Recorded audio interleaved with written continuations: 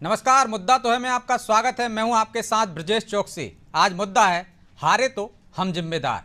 ये शब्द कांग्रेस के प्रदेश अध्यक्ष जीतू पटवारी के हैं। उन्होंने कहा है कि हर बार हार के लिए बीजेपी को जिम्मेदार नहीं ठहराया जा सकता, कुछ कमियां हम में भी हैं। तो क्या पीसीसी चीफ जीतू पटवारी ने अपनी पार्टी को आईना दिखाया है? क्या उन्होंने अपने ही नेताओं को नसीहत दी है? कहीं वो ये तो नहीं समझा रहे हैं कि इस बार अगर कांग्रेस की हार हुई तो इसकी जिम्मेदारी ईवीएम को नहीं बल्कि कांग्रेस नेताओं को लेनी होगी। खैर, जीतू पटवारी ने यह तो माना कि संगठन में सुधार की जरूरत है। हालांकि बीजेपी इस पर तंज कस रही है, लेकिन क्या जीतू ने संगठन में बड़े बदलाव के संकेत दिए हैं? जीतू पटवारी के बयान के मायने क्या हैं और क्या बीजेपी के हाथ से अब वो मुद्दा छिन जाएगा जिस पर वो कांग्रेस को घेरा करती थी? आज चर्चा में इन तमाम पहलुओं को समझने की कोशिश करेंगे, लेकिन पहले देखिए ये रिपोर्ट।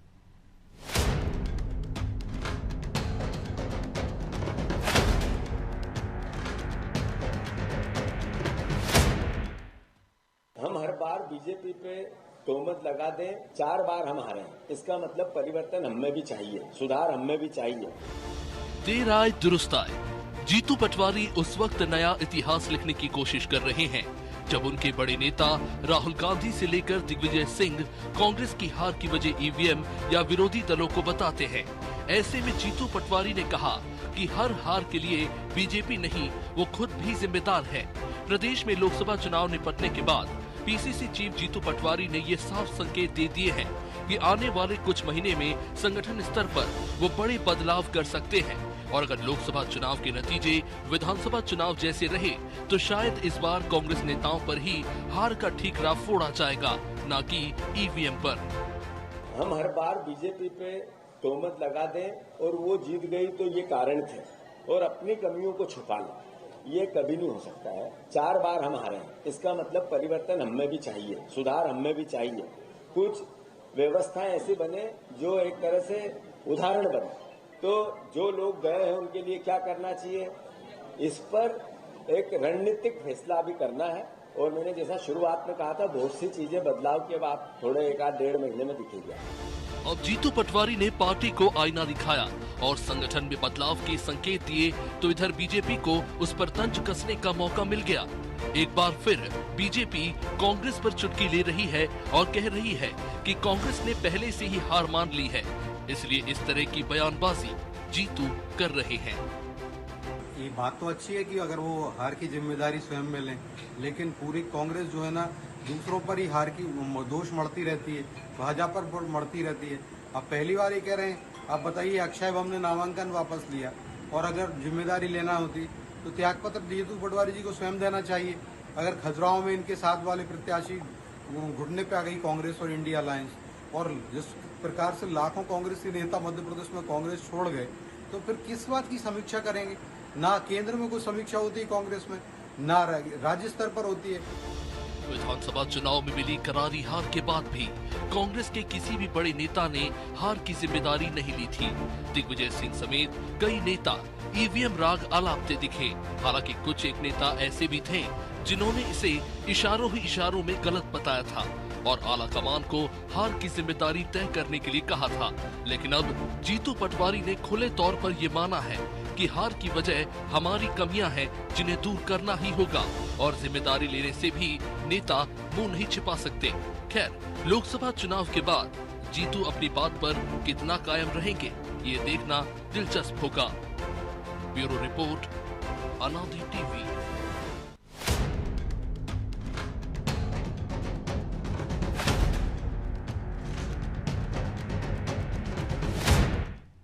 तो इस मुद्दे पर चर्चा के लिए हमारे साथ जुड़ गए हैं बीजेपी प्रवक्ता शिवम शुक्ला, कांग्रेस प्रवक्ता अमित चौरसिया और हमारे सहयोगी प्रभु पटेरिया। आप दोनों का बहुत बहुत स्वागत है।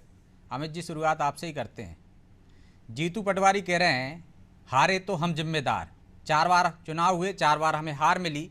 हर बार बीजेपी को एक तरह से टारगेट करना या उन पर छोड़ देना कि उनकी वजह से हम हारे हैं, तोहमत लगाना ठीक नहीं है। तो क्या दिग्विजय सिंह कह रहे हैं कि ईवीएम की वजह से हारते हैं? जीतू पटवारी कह रहे हैं कि हम में खुद में कमियां हैं। कौन सच बोल रहा है? या आप ईवीएम का रोना बंद कर देंगे? तो देखिए ब्रजेश भाई, बहुत एक बड़ी व्यापक प्रेस कॉन्फ्रेंस थी आज प्रदेश कांग्रेस कार्यालय में, और उन्होंने कई विषयों को छुआ। उसमें उसमें से एक विषय यह भी था कि संगठन में हमें काफी हद तक बड़े बदलाव करना होंगे। जिस तरह से आपने देखा ब्रजेश भाई, पूरे मध्य प्रदेश में विधानसभा चुनाव में प्रचंड लहर थी, सारे सर्वे दिखा रहे थे कांग्रेस की पक्ष में सरकार बनना थी, लेकिन परिणाम चूंकि विपरीत था। इसके कई कारण भी थे, उसमें ईवीएम भी एक कारण था, जैसा कि दिग्विजय सिंह जी ने कहा, लेकिन एक संगठन भी था। कमलनाथ जी जिस तरह से संगठन में मेहनत कर रहे थे दिन रात, बूथ मंडलम सेक्टर, लेकिन वो चुनाव के हार के बाद एक बड़ा क्या कहते हैं उसको, आप समझिए कि एक मनोवैज्ञानिक प्रभाव कांग्रेस के कार्यकर्ताओं पर, एक हताशा का माहौल था। और उस दौर में जीतू पटवारी जी ने कांग्रेस को संभाला। और आप इससे भी इनकार नहीं कर सकते कि जो भारतीय जनता पार्टी के अहंकार के बोल मध्य प्रदेश में फूट रहे थे, 29,000 370 प्रति बूथ हम लाएंगे, तो भारतीय जनता पार्टी को इस लोकसभा चुनाव में जीतू पटवारी ने लोहे के चने चबा दिए। और जीतू पटवारी जी एक बहुत मंजे हुए कुशल नेता हैं, कुशल संगठक भी हैं। तो मतलब जो पहले के अध्यक्ष थे अमित जी, पहले के अध्यक्ष थे आपके, वो काम नहीं कर पाए बेहतर जो जीतू पटवारी ने कर दिया, उन्होंने कमलनाथ जी ने नहीं कर पाए वो काम। यही बात है। भारतीय जनता पार्टी इसी तरह के भ्रम फैलाती कि वो नहीं कर पाए, ये कर पाए, ये नहीं कर पाए, वो कर पाए। ये एक प्रकार से आपस में लड़ने का, फूट डालने का भारतीय जनता पार्टी करती है। ऐसा कुछ भी नहीं। कमलनाथ जी ने अपनी तरफ से एक बेहतर संगठन भी चलाया, एक मजबूती के साथ चुनाव भी लड़ा। और जहां तक मैंने जैसे कहा कि चुनाव में इससे भी इंकार नहीं किया जा सकता कि कई विधानसभाओं में ईवीएम की टेम्परिंग हुई है, और ये बात हमने देखी है और महसूस भी करी है कि जो जनादेश था वो हमारे पक्ष में था। जनता साबित नहीं हुई ना, ये लोकसभा चुनाव में उसका असर भी दिखा। सुप्रीम कोर्ट ने भी नहीं माना ना। हवा में बात नहीं करते अमित जी, हवाई में तो बात हो रही है भाई। सुप्रीम कोर्ट ने तो सुप्रीम कोर्ट ने नहीं माना ना कि ईवीएम में, हाई कोर्ट ने नहीं माना ना। देखिए पुलिस पैसा और मशीनरी, जो सरकारी मशीनरी का दुरुपयोग जिस तरह से भारतीय जनता पार्टी उसका दुरुपयोग करती है और दोहन करती है, किसी से छुपा नहीं है। मोहन यादव जी के अभी विधानसभा चुनाव के बाद लोकसभा चुनाव में जितने दौरे थे, महिला वॉकेथॉन के अंदर देखने को मिला, जनता साथ छोड़ के भाग रही थी। तालों में तो कोर्ट के फैसले पर आपको भरोसा नहीं है कि ईवीएम में कोई गड़बड़ी नहीं हो सकती है? कोर्ट ने जो टेम्परिंग जरूर हो सकती है, बिल्कुल हो सकती है, क्यों नहीं हो सकती, बिल्कुल हो सकती है। शासन इनका, सरकार इनके पास है। कोर्ट में साबित क्यों नहीं कर पाती कांग्रेस? मतलब ईवीएम का ही ठीकरा फिर फोड़ेंगे। देखिए 45 मिनट खरगोन के अंदर ईवीएम के सीसीटीवी कैमरे बंद थे, इससे इंकार नहीं किया जा सकता। और उज्जैन की घटना, महेश परमार जी धरने पर स्वयं बैठे, इस तरह से पीठासीन अधिकारी मोदी मोदी के नारे लगा रही थी, जय श्री राम के नारे लगा रही थी। तो कहां पहुंचा दिया इस लोकतंत्र खूबसूरती की मर्यादा को, तो तार-तार कर दिया भारतीय जनता पार्टी ने। और रही बात जीतू पटवारी जी की, तो बहुत कुशल नेतृत्व करता है, संगठन में क्षमता है उनके अंदर, और यूथ कांग्रेस के प्रदेश अध्यक्ष रहते हुए उन्होंने एक बेहतर संगठन खड़ा करा था। तो तभी तो उनको पता होगा कि कमियां अंदर है। अमित जी, आपने कहा ना, तभी तो उनको पता है कि कमियां अंदर है, हम बाहर ढूंढ रहे हैं। नहीं, देखिए दोनों चीजें ब्रजेश भाई, मैं यही कह रहा हूँ कि आप दोनों चीजों को मिक्स एंड मैच मत कीजिए। संगठन से लेकर चुनाव की प्रणाली जो है वो तो है ही। जो चुनाव हमने लड़ा पुलिस पैसा मशीनरी से, भारतीय जनता पार्टी का पहले और दूसरे चरण में तो हवा निकल गई इनके, हवाई किलो की 270। दोनों चीजें सही नहीं हो सकती ना, जहाँ पे 70 वोट भी नहीं पड़े। लेकिन अमित जी दोनों चीजें सही नहीं हो सकती ना, या तो ईवीएम में गड़बड़ी है, या आप कह रहे हैं कि कमियां हम में ही है। दोनों चीजों को आपस में मिलाए भी ना, मेरा कहना ये भी है आपसे कि दोनों चीजों को आपस में ना मिलाए। जहां तक संगठन की बात है, जीतू पटवारी जी ने कहा कि संगठन में एक बड़ा फेरबदल होना चाहिए। केडर वोट जो कांग्रेस का काम है, वो केडर वोट बढ़ना चाहिए, उसको लेके भी काम होना चाहिए। और सभी प्रकार से हम भारतीय जनता पार्टी में पूरा दोषारोपण करें वो भी सही नहीं है, लेकिन उससे भी इंकार नहीं किया जा सकता कि जिस तरह से सरकारी मशीनरी का दुरुपयोग तीसरे चौथे चरण में हमने मध्य प्रदेश में देखा, उससे भी आप और हम इंकार नहीं कर सकते। चलिए ठीक है, शिवम जी से जवाब लेते हैं। शिवम जी, अगर में ग्वालियर में क्या हुआ, कमियां उनमें है, लेकिन आप कहीं ना कहीं सरकारी मशीनरी का दुरुपयोग करते हैं।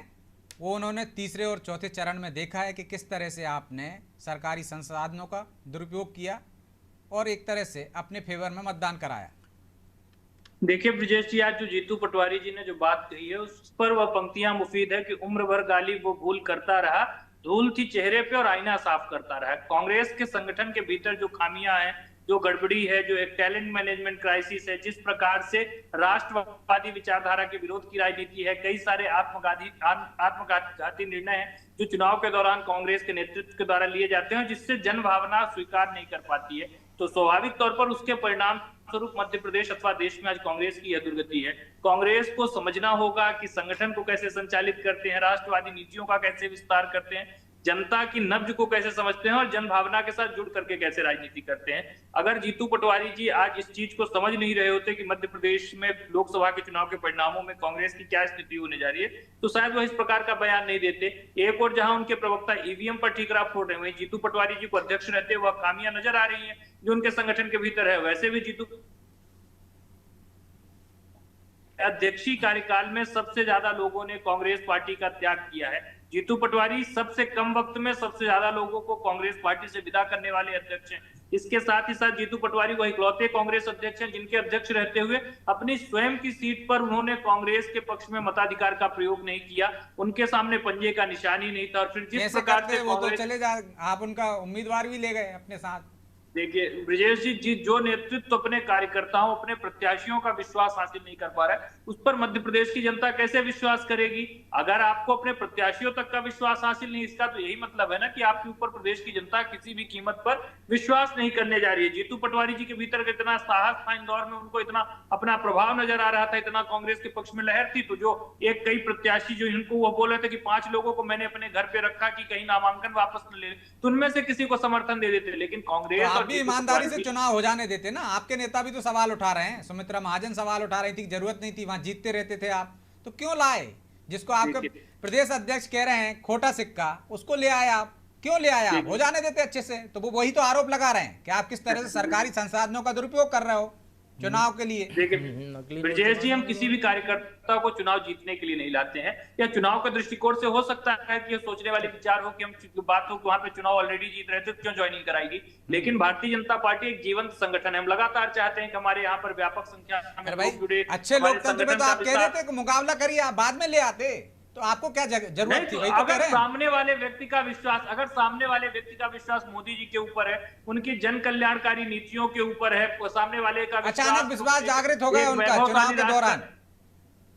देखिए हो सकता जब पूरे इंदौर में जब वह प्रत्याशी अपने प्रचार के दौरान निकल रहे होंगे, जन भावना उनको समझ में आई कि जनता किसी भी कीमत पर भारतीय जनता पार्टी और प्रधानमंत्री मोदी जी के अतिरिक्त अन्य राजनीतिक संगठन के बारे में विचार नहीं कर रही है, उसके लिए अपने मताधिकार का प्रयोग नहीं करना चाह रही है। उस स्थिति में कौन चुनाव लड़के अपनी छवि को खराब करना चाहेगा? समझने वाली बात तो यह है कि विचार कांग्रेस को करना चाहिए कि आज बड़ा तगड़ा है आपका जवाब। रामनिवास रावत हुआ, आप छिंदवाड़ा चले जाओ, शाह हुआ, ऐसे बहुत सारे लोग सब अब जागृत हो गए।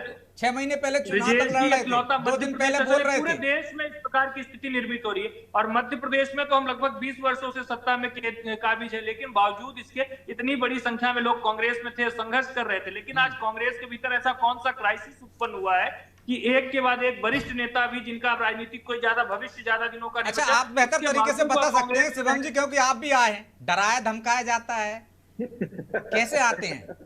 देखिए ब्रजेश जी, मैं तो स्वतः प्रेरणा से आया हूँ। जब भी किसी व्यक्ति को, हम वैसे भी द्विज परंपरा के लोग, हमें यह मानना चाहिए कि एक इंसान का दूसरा जन्म। शिवम जी थोड़ा संशोधन कर लो भाई। आपने कहा आप 20 साल से सत्ता में हो, आप खुद ही कह रहे हो अभी 20 महीने हुए नहीं आपको पार्टी में आए हुए, तो ये बोलो ना कि मेरे 20 महीने पहले से बीजेपी सत्ता में है, 20 महीने से आप उसमें शामिल हुए, इसके पहले तो आप कांग्रेस में थे। देखिए जो सबसे महत्वपूर्ण चीज है, यहाँ पे शिवम शुक्ला एक व्यक्ति ने, मैं भारतीय जनता पार्टी के प्रतिनिधि के रूप में हूँ, तो स्वाभाविक तौर पर जिस दल का मैं प्रतिनिधित्व कर रहा हूँ, हम लगभग 20 वर्षों से जनता ने हमारे नेतृत्व के ऊपर विश्वास जताया। बहुत सारे ऐसे भी नेता हैं जो इस दल की जब स्थापना हुई थी तब मौजूद नहीं थे, लेकिन बावजूद उसके आज वह उसके रिप्रेजेंटेटिव है, तो उस रूप में मैंने इस बात को कहा। और जो सबसे महत्वपूर्ण चीज है, भारतीय जनता पार्टी सदैव मानती है कि अपने दल का विस्तार करने के लिए जो भी हमारे साथ जुड़ना चाहे, हम तो उनका स्वागत करते हैं। प्रत्येक नागरिक अगर इस विचारधारा को आत्मसात कर रही है, राष्ट्रवादी जो विचारधारा है, इसका विस्तार तो व्यापक तरीके से होना चाहिए। मध्य प्रदेश में तो चुनाव हो गए शिवम जी, दरवाजे बंद किए हैं कि खुले हैं अभी? देखिए स्वाभाविक तौर पर ब्रजेश जी, संगठन लगातार अपने भीतर विस्तार करता रहता है, नए लोगों के आने जाने का सिलसिला पार्टी में चालू संगठन में चला रहता है। कांग्रेस को विचार करना चाहिए कि उनके अपने प्रदेश अध्यक्ष की सीट पर प्रत्याशी नहीं खड़ा हो रहा, सूरत में इनका प्रत्याशी चुनाव नहीं लड़ रहा, राजस्थान में इनके, चलिए ठीक है अमित जी, छोटा सा जवाब दीजिए, फिर मैं प्रभु जी के पास जाऊंगा। वो कह रहे हैं कि आपके काम ऐसे हैं, राष्ट्र विरोधी आपकी विचारधारा जो हो गई है, जो आपके बयान हो गए, जो निर्णय लेते हो आप, उसकी वजह से आप हारते हो और ठीकरा फोड़ देते हो, आपके प्रत्याशी का हृदय परिवर्तन हो जाता है बीच उसमें और आपको पता नहीं चलता है।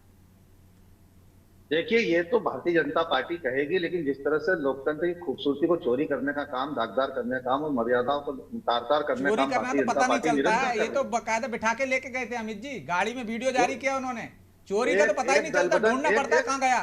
ब्रजेश भाई, मैं बात तो रख लूं, मैं बात, मुझे मेरी बात रखने नहीं दीजिए। एक दल बदल एक सामान्य रूप से होता है, हर पार्टी में होता है। चुनाव आता है, विधानसभा चुनाव के पहले भी दल बदल हुए, भारतीय जनता पार्टी, कई लोग कांग्रेस में, और एक दल बदल होता है दबाव प्रभाव के साथ में। और जैसा मैंने कहा कि मध्य प्रदेश में 3C का राज चल रहा है, क्राइम, करप्शन और कर्ज, और सबसे ज्यादा करप्शन का कोई आनंद ले रहा है तो यही दल बदलू ले रहे हैं। ये दल बदलू गए उसी आस में, जो दलाली करने की आस में गए। जिसी के लिए जीतू पटवारी जो मिर्ची लग रही है भारतीय जनता पार्टी के दल बदलुओं को, वो इसी बात की लग रही है कि जो दलाली की सूची कांग्रेस जारी करने वाली है उसमें कहीं इनके नाम ना आ जाए सामने। तो देखिए, हमने तो, हमारा जीतू पटवारी जी ने बिल्कुल बड़ा दिल रखे और वो स्पष्टवादी नेता है। उन्होंने साफ कहा कि सभी कारणों का ठीकरा भारतीय जनता पार्टी पर नहीं छोड़ना चाहिए। अमित जी, उमंग सिंघार जी थे क्या आपके साथ प्रेस कॉन्फ्रेंस में? जीतू पटवारी जी जब प्रेस कॉन्फ्रेंस कर रहे थे, उमंग सिंघार जी बैठे थे क्या बगल में? नहीं, उमंग सिंघार जी नहीं थे। जैसा कि पटवारी जी की प्रदेश अध्यक्ष, उनकी सहमति ले ली क्या आपने?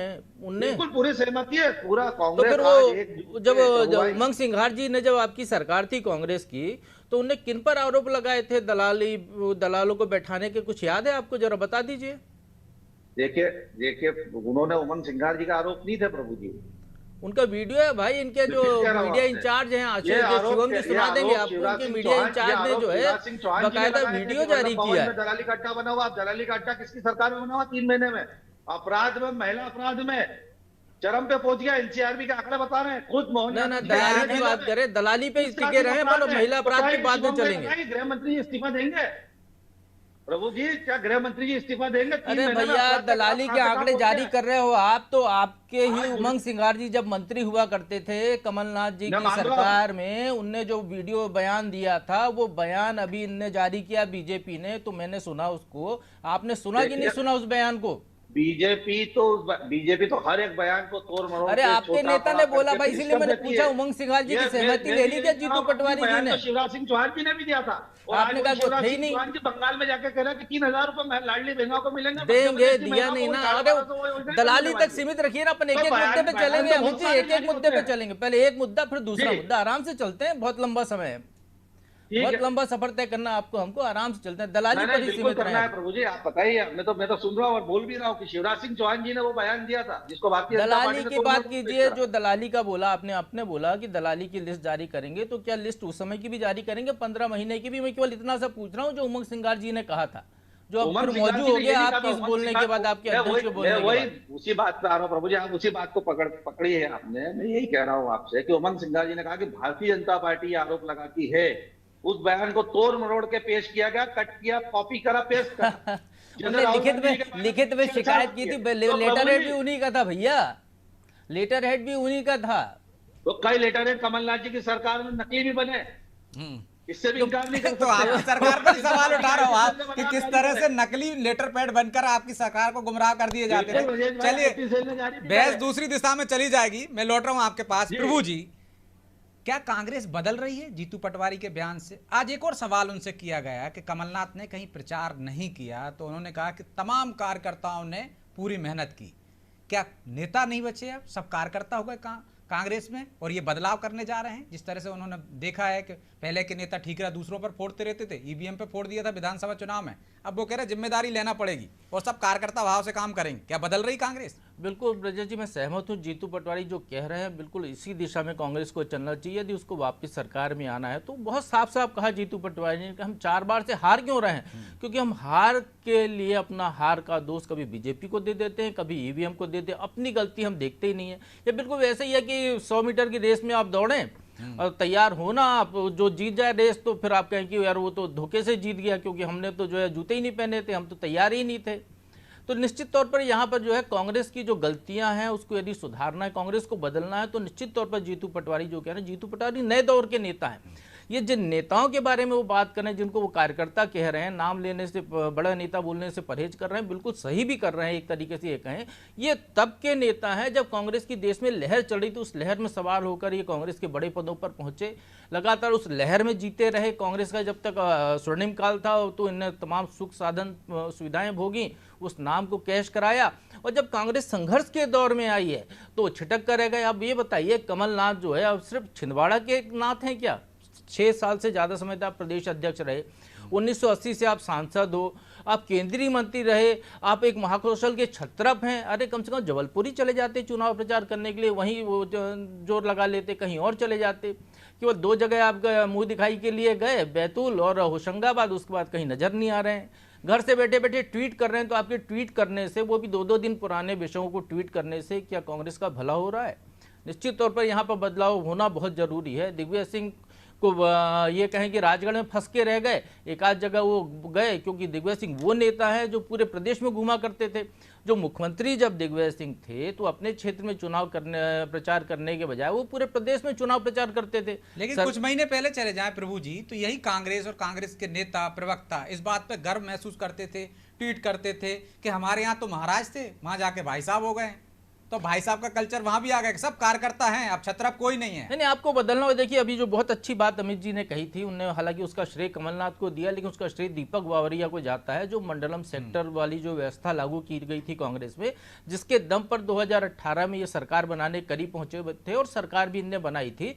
तो निश्चित तौर पर वो कार्यकर्ता भाव को जीवित करने का एक काम था जो दीपक बावरिया ने किया था, उसके दम पर ये सरकार तक पहुंचे थे। जब आपका कार्यकर्ता ही नहीं होगा तो संगठन कैसे चलेगा? सिर्फ नेता नेता बना लीजिए आप, वो ट्वीट करें, वो बयान जारी करें, नीचे काम करने वाला कोई ना हो तो कैसे हो सकता है? तो जीतू पटवारी बिल्कुल सही कह रहे हैं। जीतू पटवारी यदि सफाई अभियान को सपोर्ट करें तो बहुत सही है, उनकी पूरी गंदगी बीजेपी में जा रही है। बीजेपी का आने वाले चुनाव में क्या हश्र होगा वो हम देखेंगे, क्या स्थिति होती है, क्या उस गंदगी को ये रिसाइकिल कर पाते हैं बीजेपी वाले, या उस गंदगी में ही ये पूरे इनके जो सफेद कुर्ते हैं वो मैले हो जाते हैं, ये देखने वाली बात होगी। लेकिन कांग्रेस में यदि गंदगी बाहर चली गई है तो निश्चित तौर पर जीतू पटवारी के पास मौका है। यदि वो कह रहे हैं तो आप मान के चलिए कि आला कमान का समर्थन उनके पास है। यदि कमलनाथ के लिए कार्यकर्ता शब्द का प्रयोग कर रहे हैं तो निश्चित तौर पर मान के चलिए कि कांग्रेस के तमाम बड़े नेताओं को कार्यकर्ता भाव में आना पड़ेगा। उनको या तो काम करना पड़ेगा या घर बैठना पड़ेगा या भारतीय जनता पार्टी की तरफ जाना पड़ेगा। वहां पता नहीं शटर ओपन है या बंद है। तो अमित जी, छोटा सा जवाब, आप हमेशा आरोप लगाते थे कि बीजेपी वालों ने मार्गदर्शन मंडल में डाल दिया, वहां पे बड़े नेताओं का अपमान होता था। अब तो आपके यहाँ भी नेता, बड़े नेता नहीं कार्यकर्ता हो गए, आपके प्रदेश अध्यक्ष ही कह रहे हैं। ये सही है? ऐसा ही होना चाहिए। मैंने देखिए, मैं तो वन लाइन अगर आंसर बोलेंगे तो प्रभु पटेरिया जी ने बहुत अच्छी व्याख्या और बहुत अच्छा बात कही उन्होंने। और सही बात है कि अगर पार्टी को फिर से जीवित करना है तो केडर वोट की तरफ ध्यान देना पड़ेगा, कार्यकर्ताओं की भावना अपने मन में लाना पड़ेगी और कार्यकर्ता के रूप में काम करना होगा। और मैं समझता हूँ कि जीतू पटवारी बड़े नेताओं का अपमान नहीं है, बहुत ही कुशल नेतृत्व है ब्रजेश भाई। जीतू पटवारी बहुत कुशल नेतृत्व है उन्होंने यूथ कांग्रेस चला के दिखाई है मध्य प्रदेश में, बहुत दबंगता से यूथ कांग्रेस चलाई थी। एक एक जिले पे दौरा करा हुआ, बूथ मंडलम सेक्टर को बहुत करीब से जानते और समझते हैं। और मैं समझता हूँ यूथ कांग्रेस और कांग्रेस में अंतर है ना भैया, नया स्वर्णिम इतिहास लिखेगा जी। यूथ कांग्रेस और कांग्रेस में अंतर है ना, पूरे प्रदेश की बात बिल्कुल अंतर है, कांग्रेस यूथ का बिल्कुल अंतर है। लेकिन अब जो तो ये आपके बड़े नेताओं का अपमान नहीं है? कल को आपके बड़े नेता कहने लगे कि अपमान कर रहे हैं, चले जाएं। ब्रजेश भाई, यही तो बात, यही बात आप भारतीय जनता पार्टी के विषय को उठा लाते हैं कि बड़े नेता, हमारे कांग्रेस पार्टी में ऐसा कुछ नहीं होता। हमारी कांग्रेस पार्टी में कोई मार्गदर्शक मंडल नहीं है।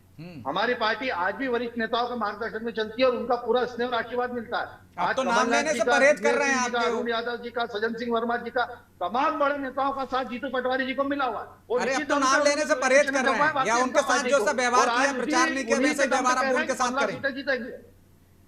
जैसा ही व्यवहार उन्होंने किया, बड़े नेताओं ने मदद नहीं की लोकसभा चुनाव में, बाकी जगह प्रचार नहीं किया, तो अब वैसा ही व्यवहार उनके साथ करेंगे जीतू पटवारी? हिसाब बराबर कर रहे हैं। बिल्कुल गलत, बिल्कुल गलत। छत्रपों की नहीं चलेगी, दिग्विजय सिंह की नहीं चलेगी अब संगठन में, कमलनाथ की नहीं चलेगी। नहीं, ये कहना बिल्कुल गलत है। कमलनाथ जी, दिग्विजय सिंह जी, अरुण यादव जी, सज्जन सिंह वर्मा जी, विवेक तनखा जी, तमाम बड़े नेता मध्य प्रदेश के जो है बड़े नेता का कार्यकर्ता हो गए ना वो तो। आपके नेताजी ने कहा, आपके अध्यक्ष ने कहा कार्यकर्ता है वो। फिर मैं यही कह रहा हूँ आपसे कि कार्यकर्ता का भाव मन में लाना होगा अगर संगठन को खड़ा करना है तो। लेकिन जहां तक बात है बड़े नेताओं की, तो पूरे बड़े नेताओं के सहयोग से नई पार्टी उभर कर आएगी मध्य प्रदेश में, और उसके ऊपर काम करना जीतू पटवारी जी ने शुरू कर दिया। और हमें पूरी उम्मीद है कि स्वर्णिम इतिहास कांग्रेस का फिर वापस दोस्त। चलिए, हम भी उम्मीद करते हैं कि कांग्रेस नए दौर में आ जाए, नए तरीके से आ जाए। बहरहाल समय नहीं देता इजाजत, इसलिए चर्चा को यहीं विराम देना होगा। आप सभी का बहुत बहुत धन्यवाद। कांग्रेस बदल रही है या बदलने के प्रयास कर रहे हैं, क्या जीतू पटवारी ये कर पाएंगे? क्या नेताओं को एहसास करा पाएंगे कि वो भी एक आम कार्यकर्ता है? नहीं कांग्रेस गढ़ पाएंगे? इसके लिए इंतजार करना होगा। बहरहाल मुद्दा तो है। मैं इतना ही, मुझे दीजिए इजाजत और आप देखते रहिए अनादि टीवी। नमस्कार।